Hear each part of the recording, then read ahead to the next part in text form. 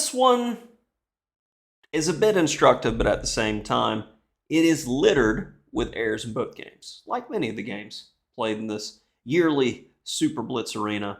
This time, we are going to get ourselves a King's Indian 4-Pawns attack. And there's been a theme in this tournament. We had a 4-Pawns attack game earlier. I continued re-emphasizing C5. This is stuff that is in my notes. And Knight F3, he plays a sideline.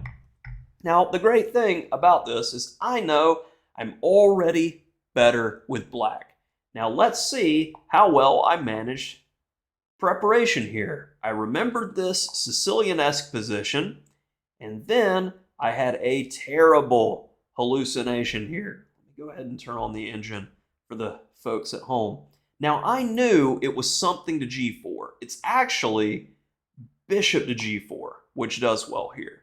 Because after knight takes, bishop takes, knight takes, bishop takes, rook takes, rook takes. It's a game. I had seen that before. I went knight g4. This is also playable, but you have to play the correct move here. The correct move being bishop takes. And then after this, I absolutely love black's position. Would play this all day long. So going a few moves deeper. Both sides got a little something here, etc. Now me, on the other hand, I decided to take here, which is a terrible blunder, because of knight takes c6. And I got to play bishop takes c3. And this just overall doesn't look too much fun, because when we do a piece count here, yeah, I'm just down a full piece and can resign out of the opening. Thankfully, though, my opponent decided to be just like me, not calculate, even though 2 minutes and 50 seconds, he trusted my judgment in the position that I was still in prep. And we have ourselves a roughly equal game and a relatively interesting position.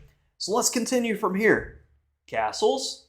And like I said, the thing about this, in the previous video for the 4-Pawns attack within the yearly Super Blitz series, is this is not a typical move in the dragon for white. It's not typical in the structure. When you got the Maroczy, you're playing the Maroczy.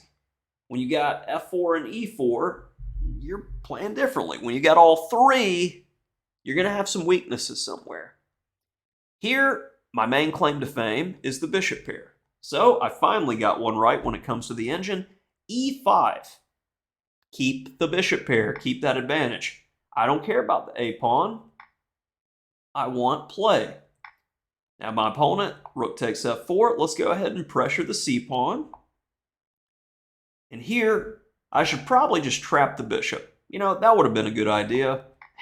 And that would have been quick and simple. But me, I'm like, ugh, caveman. Queen, rook, lined up. Attack the lineup. So he comes back. I'll take the exchange when I can. Should have taken the free piece with b6. Rook c6. Not quite sure about that one. You got to play for activity when you can. And this is definitely the best way to do it. Rook c6 is trying too hard to hold on to a weakness that is long gone. I do find the correct move on the subsequent move. And now we've got everybody working from a position where no one was working a moment ago. Can appreciate that. Now we're starting to see some serious piece harmony. Where are you going? Gotta go knight e4 here. And after queen g6, d5, and there is a nasty amount of play here for black, but definitely anybody's game. Bishop e3 happened, and it's now a black to play and win. And you got to enjoy getting these when you're playing against very strong opposition. Rook f1. Check first. And finish up winning the piece to take down an IM in a 4-Pawns attack. Definitely his game to win in the Super Blitz Arena. But, again, 4-Pawns attack, really not that scary versus the King's Indian.